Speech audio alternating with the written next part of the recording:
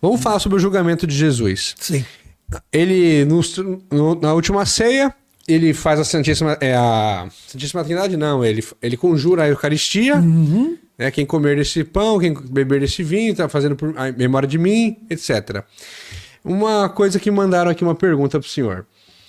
Ele vai rezar depois da última ceia, aí Judas acompanha com a guarda romana para beija ele, aquele que eu beijar é o Cristo. Uhum. Pedro, num ato impulsivo, que Pedro tem muitos atos impulsivos, né, ao longo de sua história, ele pega uma espada, corta a orelha do centurião romano. Jesus refaz a orelha, o último milagre de Jesus, né, na terra. Sim. E ele fala, Pedro, quem pela espada matar, pela espada morrerá. Algo assim, eu não vim trazer a morte, eu vim trazer a paz. Como que o senhor vê isso? Dogma do mestre Jesus, horas antes de ser torturado e morto. Mandaram a seguinte pergunta: como é que o senhor vê isso, o Jesus que trazia a paz, e hoje muitas pessoas usam esse Jesus para defender, por exemplo, a pena de morte e a tortura? Então, vamos fazer apenas uma pequena correção, dizendo o seguinte, que na verdade quem foi atrás de Jesus no Horto das Oliveiras não foi um pelotão de soldado romano, mas foi a guarda do templo que obedecia ao Sinédrio. Ao Caifás. Exatamente. Certo. Eles que foram. Então quem teve a orelha cortada... Foi um centurião. Não foi era o centurião romano. Era um guarda a serviço de Caifás. Certo. Mas tudo bem. Mas a pergunta é interessante. Quer saber a pessoa? Jesus pediu para Pedro colocar a espada na bainha porque não precisava disso. E, aliás, como ele explicou depois ao governador, se ele fosse usar a força, teria pedido aos anjos do céu, portanto, se o reino dele fosse nesse mundo, ele tinha quem o defendesse. Mas a pergunta é, por que Jesus, um homem de paz, pregou a paz, morreu por causa da paz, ele foi violentado, ele foi condenado, executado. Até o jeito que pregaram aqui também deve ter doído muito, né? Ele foi executado. Portanto, ele é um sofredor. Jamais Jesus sustentou uma guerra, uma briga ou qualquer coisa semelhante. Muito pelo contrário. Se tem alguém que deve sofrer, sou eu. É Jesus. Então nós não podemos realmente, como cristãos, não podemos admitir nem a pena de morte e nem qualquer outra coisa que use as armas. Então, ao longo dos séculos, o próprio Santo Tomás de Aquino admitiu a tal da guerra justa. Que, em última análise, o que é a guerra justa, segundo Santo Tomás de Aquino? É uma autoproteção. É a pessoa que se defende. Legítima defesa. Legítima defesa. Mas não existe a guerra justa. Toda guerra, na verdade, ela é injusta porque tem que matar, tem que destruir, tem que usar violência, não é?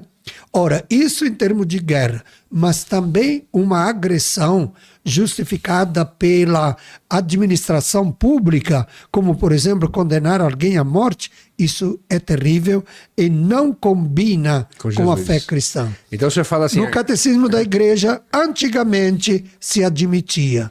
O que aconteceu nos últimos 100 anos? Justamente porque a revelação... Nós católicos admitimos isso. A revelação é progressiva. Hoje, já no novo catecismo da igreja, não entra a pena de morte. Tá, deixa eu falar aqui pro senhor. Então o senhor está dizendo assim, apoiar a tortura, por exemplo, é a maior forma de dizer que é inimigo de Cristo, né? Sim. Porque Cristo foi torturado. Foi torturado. Como eu vejo uma análise, um cara que eu acompanho dizendo... Tem gente que hoje defende a tortura em nome do bem, quando o supremo bem foi torturado. Foi torturado. Né? Jesus foi torturado e como? E ele foi executado mesmo. Né? Ele foi, vamos dizer aqui, um preso político que foi executado.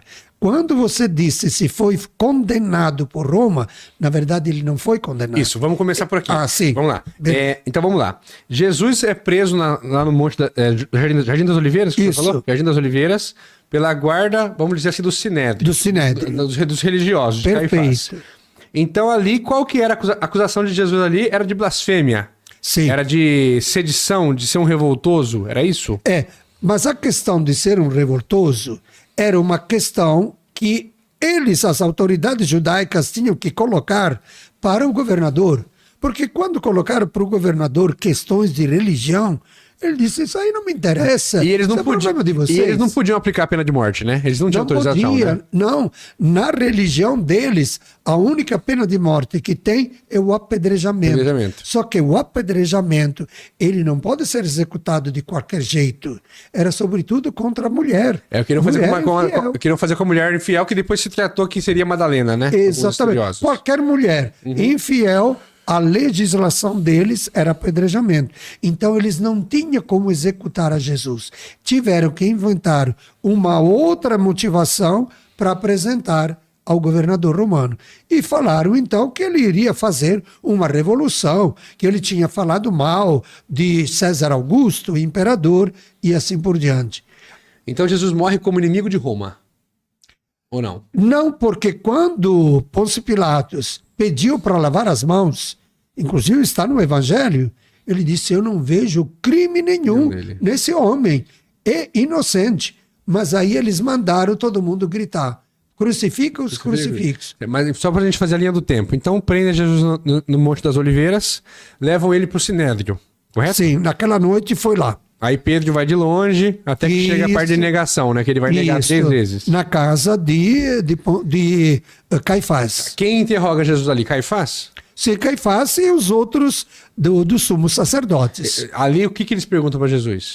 Bom, nós não temos no Evangelho... Ali não tem registro, né? Sobre isso. Só tem uma hora que ele faz uma pergunta e Jesus respondeu ao sumo sacerdote. E aí um dos guardas dá um tapa nele. Qual que foi a pergunta, o senhor lembra? A pergunta que foi feita, eu não me lembro bem nesse momento, mas o fato é que ele recebeu um tapa e Jesus respondeu, se eu falei errado, me mostra onde é o erro. Mas se eu falei bem, por que estão me batendo? Por que me bate? Tá, aí pegam ele ali e levam... Ali que... Pedro vai acompanhando de longe. Sim. Aí perguntam pra ele, você não andava com aquele homem? Não te vi pregar com ele na Galileia? Aí ele nega as 3 vezes, né? As 3 vezes. Não conheço esse homem e tudo mais. Certo. Aí levam Jesus pra quem? Pra Pilatos? Pra Pôncio Pilatos. Já na manhã seguinte. Porque isso Jesus praticamente passou quase que a noite inteira nessas questões, né? Na manhã seguinte chega até Pilatos. Pilatos percebeu que não tinha coisa que interessasse a ele. Ele era romano, ele conhecia o direito, ele sabia administrar a justiça. E a mulher de Pilatos também não queria, né? Não queria. Ela sonhou com Jesus, isso, algo assim? Mandou recado para ele. Disse, não mexa com isso, porque eu passei uma noite sem dormir por causa dele. E aí veio a ideia, como o rei estava lá em Jerusalém, o rei Herodes, né? Que era lá do norte, rei do norte, disse, vou mandar para ele. Que era Galileu, né? Galileu. Ele era Galileu. Se ele é Galileu, vou mandar para Herodes. A jurisdição é dele, então vou mandar para ele, que assim eu me vejo livre desse pepino. Desse problema. Não é? Aí mandou para Herodes. Mas Herodes estava interessado em ver o show, Jesus não quis fazer esse show para ele. Ele é representado nos filmes Herodes como um cara, vamos dizer assim, no popular, um cara tarado, vivia num harém cheio de mulheres, né? É retratado assim o Herodes. O Pilatos não, né? O Pilatos é como romano, como general. Exato. Ele tinha família, tinha esposa, com certeza tinha filho, embora nós não temos esse registro no Evangelho, não. Ele era da administração romana, que tinha o poder não só de julgar, portanto, mas o poder bélico. Ele comandava o exército. Então, juntava os 3 poderes numa pessoa só. Certo. Era juiz, era executor e administrador. O Herodes, ele fica curioso com Jesus, né? Assim, ele quer ver um milagre. Igual queria que João Batista, né, fizesse alguma coisa interessante para ele. Não é você que faz mágica, tudo mais? Isso, mas Jesus não atendeu. Aí ele não faz, Jesus nem fala com ele, né? Em silêncio, não respondeu nada. Aí Herodes zomba dele e veste ele com o rei, né? De vermelho. E devolve ele para Pilatos. Devolve. Nesse momento que tem o famoso diálogo de Jesus com Pilatos, ou é antes? Bem, há vários. Pilatos diálogos. pergunta para ele: Tu és rei, né? Sim, Tu és rei? sim. Aí Jesus responde: Meu reino não é desse mundo, não é isso? Sim, eu sou rei. Tu dizes. Tu dizes. Tu né? dizes. É uma expressão idiomática que significa eu sou. Tu dizes significa eu sou. Ah, significa eu sou? Eu sou. É uma expressão idiomática no linguajar aramaico e hebraico. Entendi. Certo.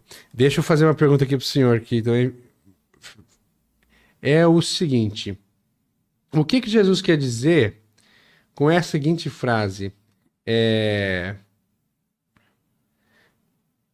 É mais fácil um camelo passar pela, como que é? Do que da agulha? Pela ponta da Pela agulha. ponta de uma agulha do que um rico entrar no reino dos céus. O que Sim. quer dizer isso? Certo.